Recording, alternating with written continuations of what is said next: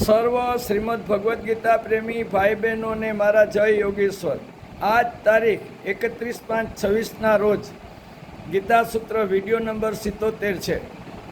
ગઈકાલે આપણે જોયું કે નરસિંહ અવતારમાં ભગવાન રામ અને કૃષ્ણના અવતારની જેમ મોટા થયા નથી, પણ સીધા જ પ્રગટ થયા છે.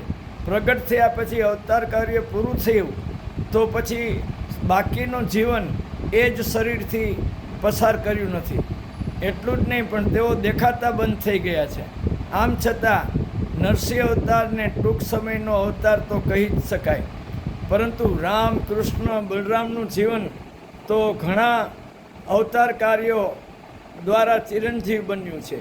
અને તેમાંય કૃષ્ણ અને બલરામ અવતાર કાર્યો એક જ કુટુંબમાં એક જ સાથે થયા છે, છતાં બંનેના અવતાર કાર્યોના કારણો અને પરિણામો તેમજ મહત્ત્વ એકબીજાથી અલગ છે. આજે આપણે ભગવાન શ્રી કૃષ્ણના અવતારની જ વાત કરવી છે, જેનાથી આપણે સૌ પરિચિત છીએ. પણ આપણે પહેલાં એ જ જોવું છે કે બાળપણથી માંડીને યુવાની સુધીમાં ધર્મની સ્થાપના કરવા માટે શ્રી કૃષ્ણે રાક્ષસો, અસુરો અને અત્યાચારીઓનો જે વધ કર્યો છે તેની યાદી બહુ લાંબી છે. 1 પૂતનાવધ, 2 સટ્ટાસુર વધ, 3 તૃણાવર્ત વધ, 4 બકાસુર વધ, 5 કંસ વધ, 6 વત્સાસુર વધ,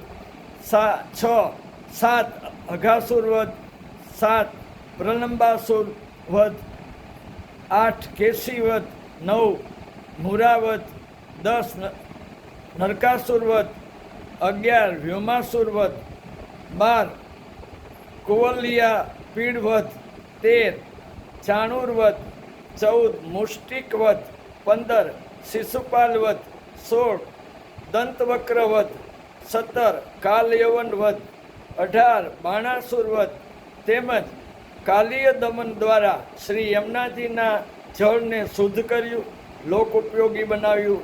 આમ શ્રી કૃષ્ણના કાર્યો તો અગણિત છે, પણ આપણે કાલે બલરામના કાર્યોની, અવતાર કાર્યોની વાત કરીશું વધુ કાલે. જય યોગેશ્વર.